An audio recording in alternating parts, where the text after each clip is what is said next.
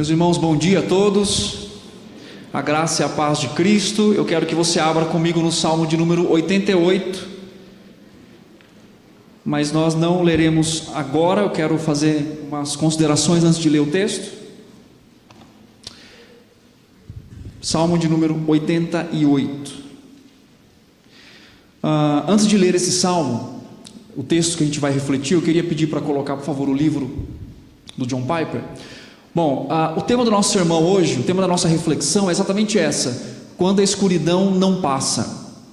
E no último capítulo desse livro do John Piper, ele conta a história de dois homens chamados John Newton. Já ouviram falar de John Newton? Que escreveu Amazing Grace. E também o outro homem chamado William Cowper, que escreveu inclusive um dos hinos que nós cantamos, que é a Fonte Carmesim. Lembra desse hino? 106 do nosso cenário.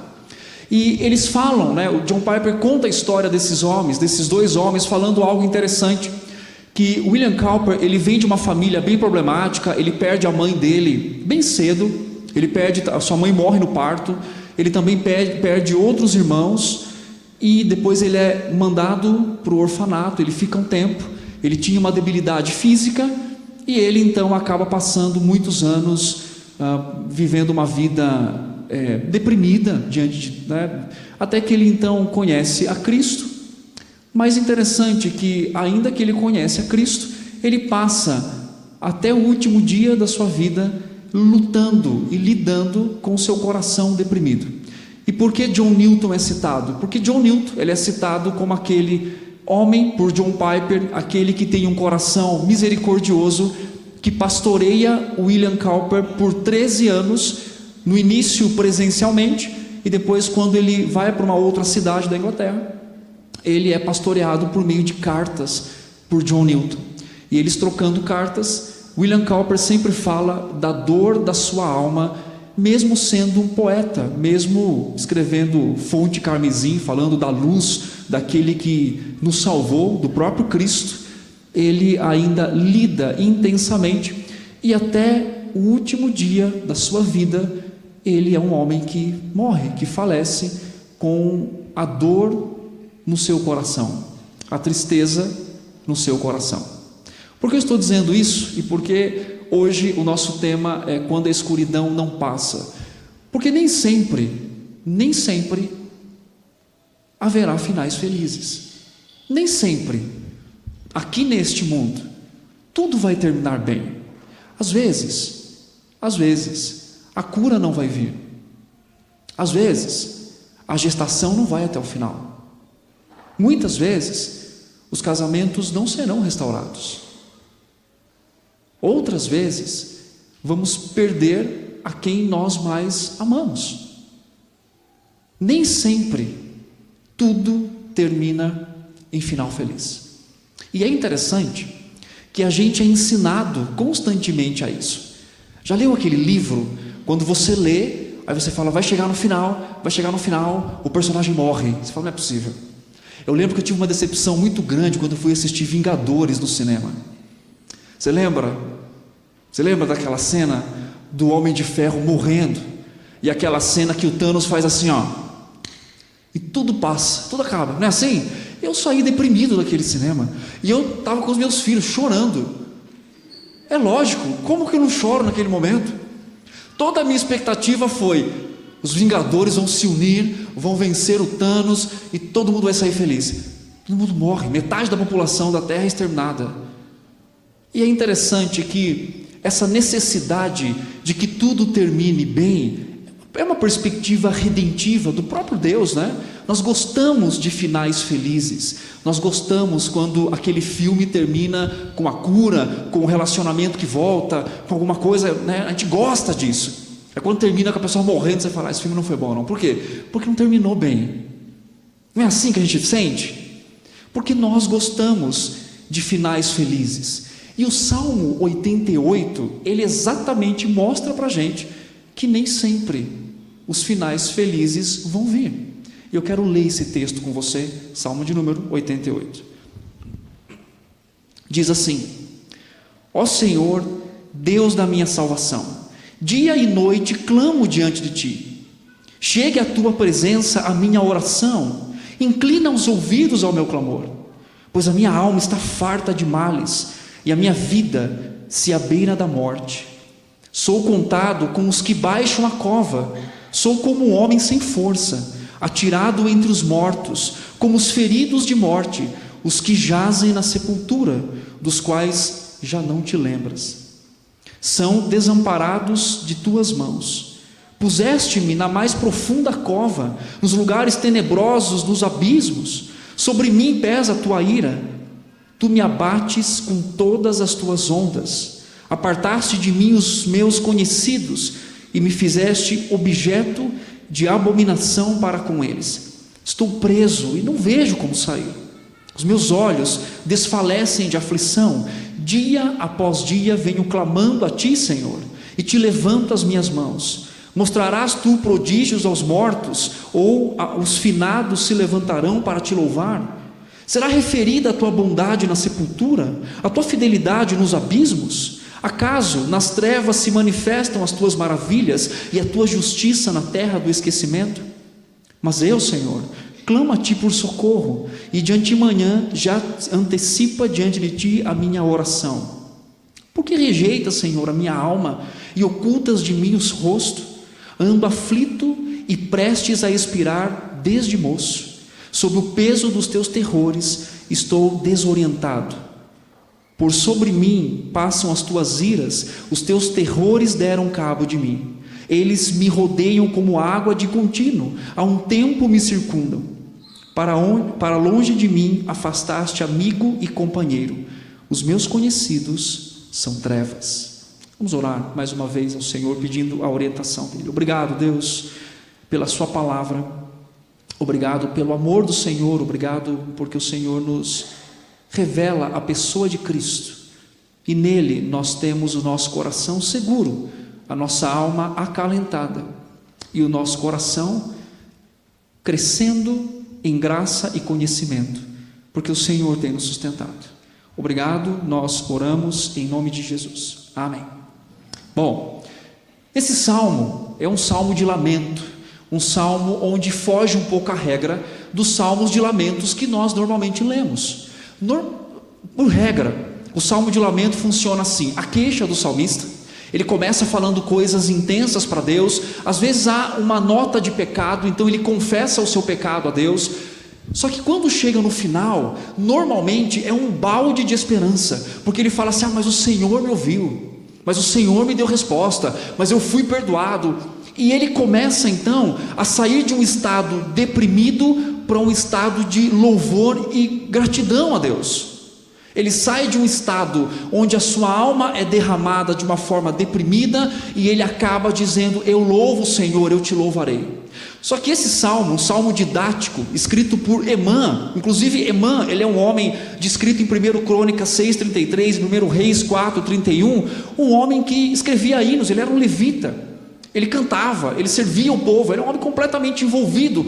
Inclusive a Bíblia fala sobre ele que ele é um homem sábio, muito sábio, e viveu na época de Salomão. É alguém que tinha conhecimento do Senhor, tinha experiência com o Senhor, servia o povo de Deus, era alguém do povo de Deus. E quando você lê esse salmo, um salmo inclusive didático, ele nos ensina verdades profundas, a princípio por estar no saltério e ser um salmo conhecido pelos estudiosos como o salmo mais escuro da Bíblia, porque ele começa com escuridão e termina com o quê? Qual a última palavra do salmo? Trevas. Ele termina com trevas. Ele não termina com um final feliz. Ele não termina com: agora eu te louvarei, o Senhor me ouviu. Ao contrário, ele começa com: Senhor, estou sufocado, a única coisa que eu quero é ser ouvido pelo Senhor. É isso que o versículo 1 diz. Olha o que ele diz: ó Senhor, Deus da minha salvação, dia e noite clamo diante de ti. Aí ele fala no verso 2: que chegue a tua presença a minha oração. Ele não está pedindo, na verdade, para que uma resposta imediata seja dada. A única coisa que o salmista quer é: me escute, só isso. Deus, me ouça. E aí o que acontece? Na última parte do salmo, na parte final, no verso 18, ele fala assim: eu continuo nas trevas, solitário, sozinho, e obviamente esperando a ação do Senhor. Ele é um salmo intenso, um salmo que começa triste e termina triste, né? E é interessante que pela construção do salmo, nós não identificamos que é alguém que está lidando com o pecado. Na verdade, a tristeza dele não pode ser atribuída aqui ao pecado, por mais que ele fale de ira, e por mais que ele fale de coisas que Deus está sobre ele, colocando a mão sobre ele, não há uma palavra de confissão aqui, a não ser o reconhecimento, obviamente, do seu estado.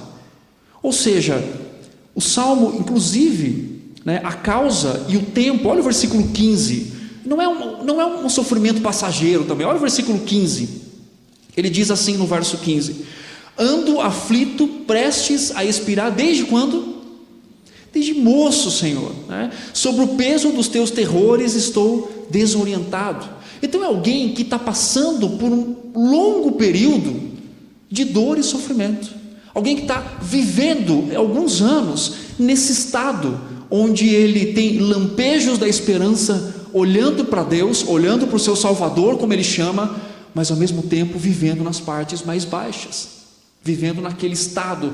E o que isso significa aqui para a gente? É importante esse salmo estar aqui e nos ensinar algo muito precioso, que é exatamente o que eu disse no início: nem sempre os finais serão felizes, nem sempre as respostas serão dadas, nem sempre aquilo que nós mais desejamos vai ser alcançado.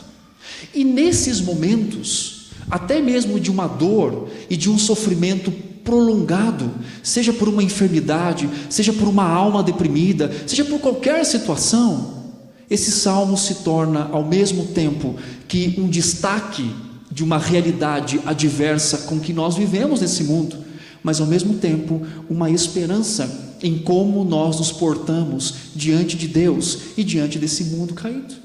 Apesar de que ele termina com trevas, isso não é o fim da esperança, ao contrário, é na verdade um chamado e um chacoalhão na nossa alma para dizer: há coisas que não vão ser boas, que não vão estar bem, que não vai ter final feliz, mas como a nossa alma ainda pode descansar num Deus soberano, que dirige, que cuida e que guarda todas as coisas. E isso traz uma perspectiva, inclusive para a reflexão do nosso coração e também para ampliar o nosso entendimento, que nem sempre vai ser porque pecamos, mas vai ser porque vivemos num mundo pecador, num corpo pecaminoso. Mas nem sempre vai ser o resultado de uma decisão errada. Às vezes a decisão vai ser certa. Nem sempre vai ser o resultado de uma rebeldia deliberada. Às vezes vai ter submissão, mas ainda assim, sem final feliz. E como que nós respondemos ao Senhor, à palavra dEle, olhando para aquilo que o texto tem para a nossa vida? Então, quando a escuridão não passa, o que a gente tem que fazer? O que o salmista, didaticamente, na construção desse salmo, ensina para a gente? Primeiro, olha o que ele faz: ele ora de modo repetido e clama como um desesperado. O verso 1 e 2 fala sobre isso: ó Senhor, Deus da minha salvação, dia e noite clamo diante de ti, chegue a tua presença a minha oração, inclina os ouvidos ao quê? Ao meu clamor. O que isso significa? A construção desses dois versos aqui, principalmente na língua hebraica, traz a ideia de que clamar, primeiro ele fala: eu clamo ao Deus da minha salvação. Quer dizer, ele não deixa de ter a perspectiva de que ainda no seu sofrimento, Deus continua sendo quem? O seu Salvador. E é interessante que quando a gente lida com sofrimento, talvez a resposta que a gente dá é se distanciar, não de Deus, mas às vezes daquela perspectiva de: mas Ele está cuidando de mim? Mas será que Ele me ama? Mas será que o Senhor está cuidando? Porque normalmente é difícil a gente entender o cuidado de Deus quando o final feliz não vem, né? Você escuta um testemunho de alguém: eu estava orando por qualquer pessoa que você esteja, e no final essa pessoa morreu. Você fala: ai, que tristeza, meu Deus do céu, triste, né? Mas como que conecta a realidade ainda de um Deus zeloso, cuidadoso e salvador? Eu ainda posso, e o salmista mostra isso para a gente, nas densas trevas, na dor da alma, poder continuar vendo o Senhor como nosso Salvador. E é interessante que o sofrimento não repele da presença de Deus, mas ao contrário, a construção aqui no hebraico, como quando fala, por exemplo, clamar, indica um estado contínuo. Então, ao mesmo tempo que ele sofre continuamente desde a sua mocidade, o que ele faz continuamente? Continua clamando a Deus, esperando em Deus, confiando no Senhor. Está vendo que nem sempre sofrimento é falta de piedade? Está vendo que nem sempre sofrimento é falta de fé? Não só a teologia da prosperidade, mas até mesmo a gente, quando a gente sofre, a gente fala assim: o que eu estou fazendo de errado, será? Não é assim? Será que Deus está fazendo a mão sobre mim? Às vezes está, mas às vezes não. Às vezes é o viver num estado de um mundo caído, com pessoas caídas, até que a redenção final chegue.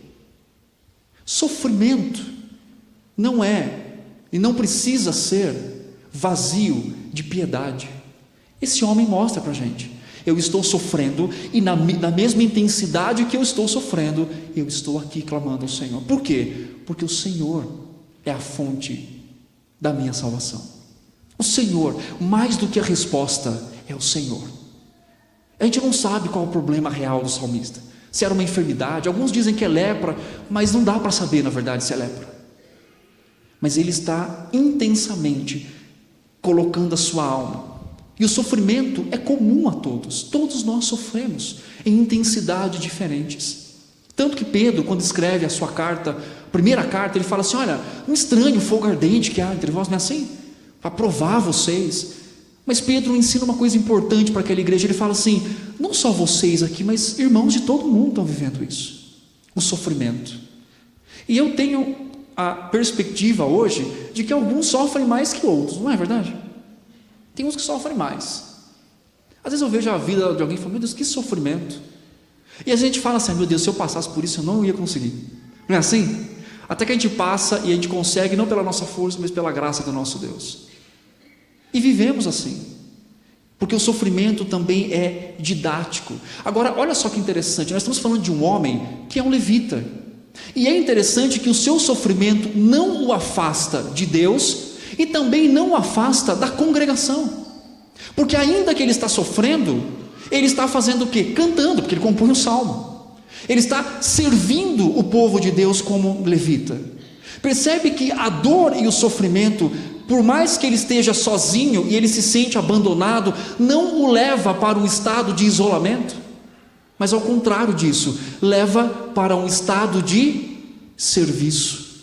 E isso é interessante na nossa cultura. Por quê? Porque nós gostamos de se sentir bem. É idolatria às vezes do nosso coração. A gente vive num mundo que todo mundo quer se sentir bem.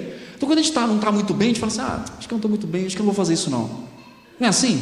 A gente vive meio movimentado e meio dirigido pelo aquilo que a gente sente. E o texto mostra que, apesar da dor intensa da alma, ele podia servir a Deus e servir aos seus irmãos. O sofrimento não deve nos isolar.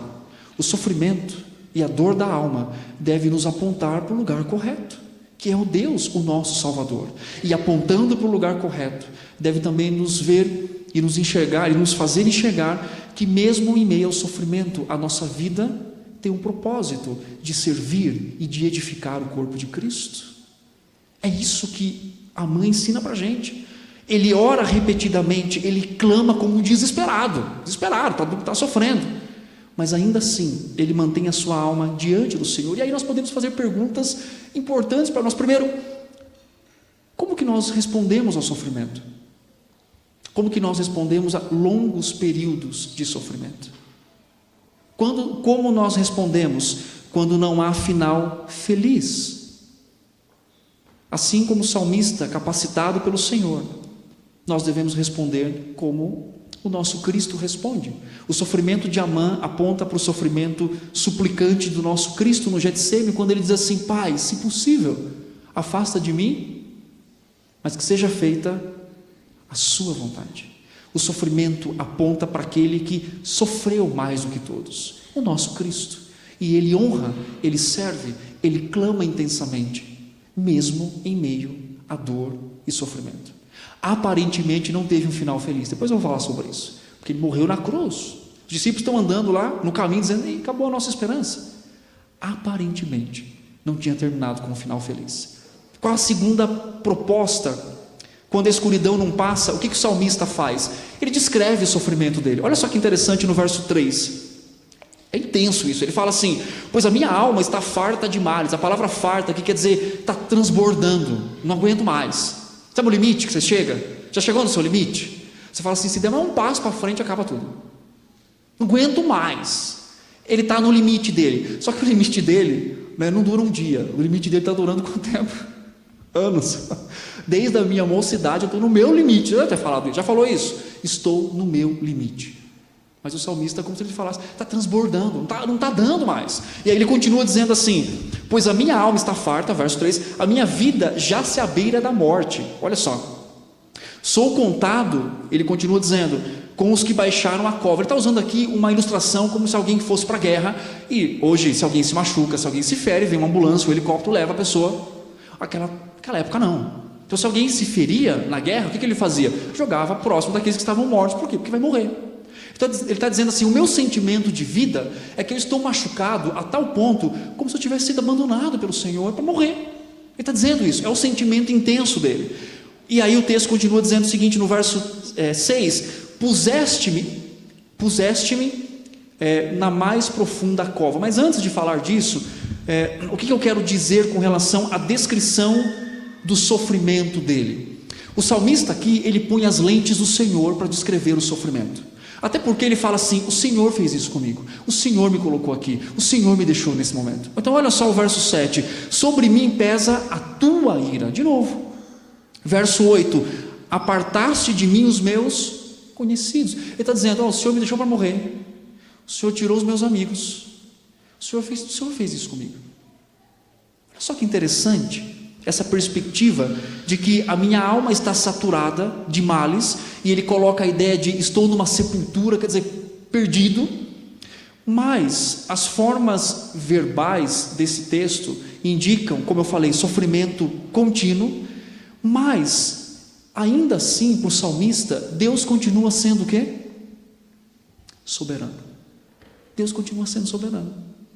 Deus continua sendo um Deus soberano. O Senhor me colocou aqui, o Senhor fez isso para mim, o Senhor me deixou nesse estado. E é interessante que a construção do diálogo do salmista não é uma construção ressentida, dolorosa, culposa, ou culpando Deus, na verdade. Interessante que lá no versículo 1, ele está dizendo assim no 2: "Eu estou aqui para o Senhor me ouvir, eu quero ser ouvido pelo Senhor." E a queixa que ele está fazendo é uma queixa colocando Deus no sentido de: o Senhor me trouxe aqui.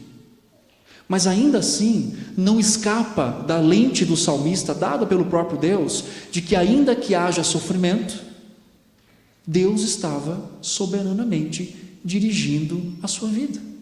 O Senhor é soberano, é uma verdade que todos nós sabemos, não é assim? A gente canta, a gente fala, a gente ensina, mas na hora dá um aperto, não é? Na hora da dor a gente fala: Deus é soberano, mas Senhor, se puder fazer isso é melhor. Porque a gente é assim, a gente confunde às vezes, a gente crê nisso, mas às vezes não, a gente está firme nisso, mas às vezes dá uma balanceada. E o salmista está dizendo: tá, mas eu estou aqui e o Senhor, porque a gente quer desculpar a Deus, como algumas pessoas querem, alguns humanistas querem. Não é a vontade dele, é a permissão dele. Como assim? Um Deus que vive de modo dualista, ele quer, mas não pode, ele pode, mas não quer. Se nós estamos onde nós estamos, porque ele quis, porque ele permitiu. Isso não afeta, não abala a fé do salmista. Por quê? Porque ele sabe do caráter do seu Deus. Ainda que haja sofrimento, o caráter de Deus é o quê? Bondoso, salvador. E isso alimenta a fé de um homem deprimido e desesperado. E ele faz isso constantemente. E a perspectiva aqui é que também aponta para o sofrimento do nosso Cristo. Quando Isaías fala: Jesus era um homem de dor. E o texto diz que o Pai alegrou-se em moer o seu Filho, para que por meio dele acontecesse a redenção. Bondade e soberania de Deus é o que acalentam a nossa alma e o nosso coração, em saber que o Senhor está cuidando detalhadamente de todas as coisas. É claro que eu não quero sofrer. Você quer sofrer? Vamos fazer uma enquete. Quem quer sofrer? Ninguém quer sofrer. Se você quiser sofrer, você precisa ser atendido por alguém. Marca um horário comigo. Mas ninguém quer sofrer. Vamos fazer aqui, vamos distribuir sofrimento. Eu não quero sofrer. Ninguém quer sofrer. Por isso que a gente repele assim, imediatamente o sofrimento. Porque eu não quero sofrer, eu quero ser feliz o tempo todo. Porque Deus me fez, eu sou filho de Deus. Mas os filhos de Deus sofrem. Os filhos de Deus vivem deprimidos. Os filhos de Deus lidam com tempos e tempos de trevas, mas não perdem a sua fé, porque o Senhor é quem sustenta soberanamente. Em terceiro lugar, o salmista faz um questionamento quando a escuridão não passa, e é o que a gente faz também. Interessante, ele começa a falar o seguinte, olha só, olha o versículo, versículo 10, ele fala assim: mostrará tu prodígios aos mortos? Então ele começa a dizer assim para Deus: e se eu morrer? Porque eu sou um levita, estou cantando, faço canções aqui. Aí o salmista fala assim: mas se eu morrer, por acaso se eu morrer eu vou poder te louvar? Aí ele mais ou menos pesa assim: que serventia vai ter a minha vida se eu for para a sepultura? Então olha o texto, ele fala assim, versículo 11: será referida a tua bondade na sepultura? Quer dizer, se eu morrer, Senhor, vocês vão conhecer ainda a sua bondade? Eu vou poder falar assim: Deus é bom lá na sepultura? Aí o versículo 12 ele fala assim: acaso nas trevas se manifestam as tuas maravilhas e a tua justiça na terra do esquecimento? Está falando da morte. Ele está dizendo assim: se eu for para lá, o Senhor vai continuar sendo louvado? O Senhor vai continuar sendo exaltado? E a gente pensa um pouco assim, mas também não desse jeito. Como? Às vezes a gente faz questionamentos fiéis e piedosos a Deus, mas com um tom também de: eu só vou poder ser mais feliz se eu for curado. Não é assim? Eu vou poder ver mais a bondade de Deus se eu receber aquele emprego.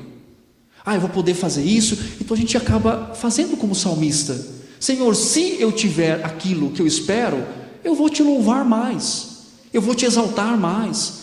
Se eu tiver emprego, se eu tiver tal coisa, se eu tiver alegria, se eu casar, se eu crescer, se meu marido for melhor, se minha esposa for melhor, se todo mundo mudar, se a minha igreja for melhor, se o mundo for melhor, aí eu vou poder te louvar mais. Aí vai ser mais tranquilo, Senhor.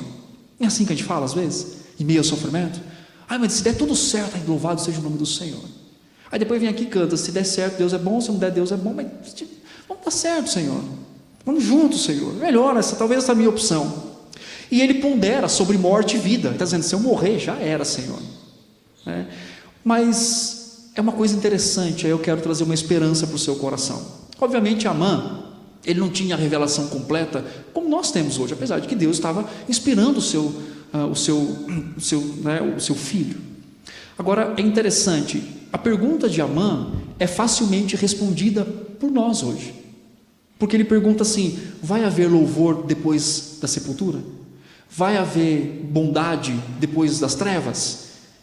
A grande questão é que Cristo é a resposta final para os questionamentos de Amã, porque Cristo venceu a morte. Ainda que morra, aquele que crê em Cristo, ainda que morra, viverá. E não só uma resposta para a morte, mas uma resposta para a vida. Se eu não sou curado, se o meu casamento não der certo, enfim, qualquer coisa que acontecer e o final não for feliz, dá para ser feliz ainda? Dá para ter esperança? Dá. Porque Cristo é a resposta. Porque Ele é o motivo da minha alegria, ainda que eu esteja deprimido, ainda que o final não seja feliz. O questionamento nós fazemos, como Amã fez: isso não é, Senhor, se eu tiver aquele emprego, talvez eu vou ter mais tempo para te servir. A gente fala isso para Deus, se eu casar, vai ser melhor, Senhor, tal. E a resposta de Amã é aquilo que nós temos em Cristo. A nossa fé em Jesus nos dá uma perspectiva de eternidade. E por fim, quando a escuridão não passa, o que a gente faz? A gente continua aflito, recorrendo a Deus, e talvez sentindo e lutando para continuar a ter esperança. É isso que a gente faz, não é? É isso que o salmista faz. Olha os versos finais, 13: mas eu, Senhor, clamo a ti Senhor, não deu, está chegando lá, não está resolvendo, parece que eu ainda não sou ouvido, parece que o Senhor não está perto ainda, mas eu vou continuar fazendo o quê? Clamando. É o que eu tenho, Senhor. O Senhor é a minha esperança. E aí ele continua dizendo o seguinte: ando aflito e prestes a expirar desde moço. E aí no versículo 18: para longe de mim afastaste amigo e companheiro. Estou me sentindo sozinho, o Senhor tirou até os meus amigos. E aí a última parte é: os meus conhecidos com quem eu estou dialogando agora são quem? São quem? As trevas. A mãe encerra o salmo com uma resposta visível de Deus. Ele se vê cercado de escuridão, abandonado por seus amigos, mas ainda assim num estado de clamor a Deus, de esperança a Deus. Eu quero falar duas coisas para encerrar o meu sermão. Primeiro, o salmo, ele é didático porque ele é uma palavra, ele é uma estrutura de como nós dizemos coisas para Deus quando nós não sabemos dizer. Deus, está difícil, estou deprimido, está ruim, Senhor, dá para mudar não? Estou te sentindo longe. É um salmo que nos dá uma estrutura para dizer para Deus o que às vezes a gente não tem nem coragem de falar para Deus, não é assim? E segundo, é um salmo que nos dá uma estrutura de que talvez vamos caminhar com pessoas que enxergam dias cinzentos, mesmo quando estão coloridos. E nós temos que amar aqueles que estão deprimidos e que não conseguem enxergar contentamento e alegria, ou pelo menos alegria, mas ter contentamento nos seus dias. E é difícil caminhar com gente assim, não é assim? Porque sempre é uma dor, né? É uma coisa que perdeu. Como é que está o seu dia? Ah, está mal. Não, calma. Assim. E às vezes somos assim. Os dias são mais cinzentos. E esse texto nos ensina a como expressar-se para Deus quando a gente nem sabe como, mas também a caminhar e orar por aqueles que estão com a sua alma deprimida e que sofrem, e que nós somos apoio como igreja do Senhor para aqueles que estão sofrendo. Caminhar com gente feliz é muito mais fácil. Depende, se a pessoa for muito emocionada também é ruim, né? Bom dia do céu, também é ruim, calma. Pessoas equilibradas, né? Mas com tristeza, pessoas tristes é mais difícil, não é? Porque você fala assim, vamos. Você viu aquela criança que você pega a mão e fala, vamos? Aí a criança para, você, não, de novo, não estou falando que essa pessoa é criança, estou falando que você não dá passos, você vai mais devagar, mais tranquilo. E caminhar com pessoas assim é um grande desafio, mas é possível, porque Deus caminha com pessoas assim. Porque homens e mulheres de Deus caminharam com pessoas assim. Para finalizar, o Salmo 88 é um lembrete de que, mesmo na ausência de finais felizes, Cristo continua sustentando a nossa fé. Ele é o nosso Senhor e Deus. E eu já falei 3 vezes que eu vou finalizar, né? Nunca acredite no pastor quando ele vai falar que vai finalizar. Eu quero terminar lendo uma oração puritana anônima chamada O Vale da Visão. Diz assim: Senhor, santo e excelso, de forma submissa e humilde, fui trazido por ti ao vale da visão, em cujas profundezas habito, não, mas vejo a ti nas alturas. Cercado pelas montanhas do pecado, eu vejo a tua glória. Permita-me aprender pelo paradoxo que o caminho para baixo é o caminho para cima, que ser humilde é ser elevado, que o coração quebrado é o coração sarado, que o espírito contrito é o espírito alegre, que a alma arrependida é a alma vitoriosa, que não ter nada é possuir tudo, que suportar a cruz é usar a coroa, que dar é receber, que o vale é o lugar da visão. Senhor, de dia podem ser vistas estrelas de lugares profundos, e no mais profundo poço a luz da tua estrela brilha. Deixa que eu encontre tua luz na minha escuridão, tua vida na minha morte, tua alegria no meu sofrimento, tua graça no meu pecado, tua riqueza na minha pobreza, tua glória no meu vale. Que nos dias escuros, a única coisa que vai brilhar é a glória de Deus. Isso é bom. Isso é bom. E que nesses momentos nós possamos descansar no nosso Deus. Amém?